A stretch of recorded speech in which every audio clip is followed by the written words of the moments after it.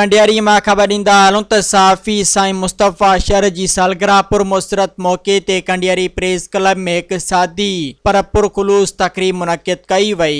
तकरीब में साफ़ी दोस्तन अज़हर हुसैन खासकेली, कोड़ल ए नाज मंगी, डॉक्टर नरसिंह कंवल, अख्तर हुसैन वसाण, दीवान मुकेश कुमार असनानी, अरशद अली, उस्ताद जावेद शर ऐं MB मला शिरकत कई, जिते सालगिरह जो केक काटियो वियो। तकरीब दौरान साईं मुस्तफ़ा शर लाइ नेक तमन्नाउनि जो इज़हार कंदे संदसि दराज़ी उमिरि ऐं कामयाब ज़िंदगी लाइ दुआऊं घुरियूं वयूं। शिरकत कंदड़नि जो चवणु हो त साईं मुस्तफ़ा शर हिकु मुख़लिस, खुश अख़लाक ऐं ज़िम्मेवार सहाफ़ी आहिनि, जिन जूं सहाफ़ती ऐं समाजी ख़िदमतूं सारा जोगियूं आहिनि। आख़िर में ख़ुशगवार माहौल में तकरीब पुॼाणी ते पहुती।